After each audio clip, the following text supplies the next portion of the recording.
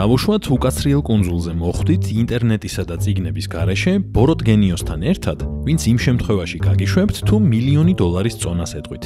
საბედნიეროდ ფიზიკოსი ხართ და $1,000,000 გონებითაც აწონით. როგორ? მიახლოებით.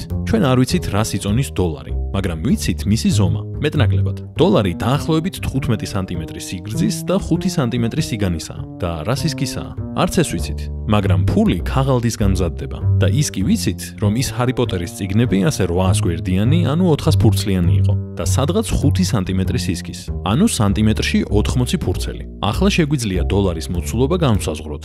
15 სანტიმეტრის სიგრძე გამრავლებული 5 სანტიმეტრ სიგანეზე და 1/80 სანტიმეტრ სიმაღლეზე 0.9 კუბური სანტიმეტრია. თუმცა ჯერ კიდევ არ ვიცით ქაღალდის წონა, მაგრამ ვიცით, რომ 1 კუბური სანტიმეტრი წყალი 1 გრამს იწონის. ფული კი ლიკვიდური აქტივია, არა?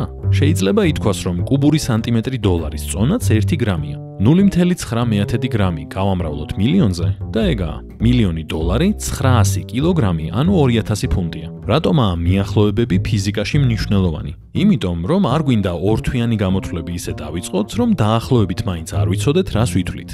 და ზოგჯერ ასეთი მიახლოებები საკმაოდ ზუსტი შეიძლება იყოს. მართლაც აშშ-ის ხაზინის მიხედვით $1,000,000 ტონა ფულია. პირდაპირი გაგებით.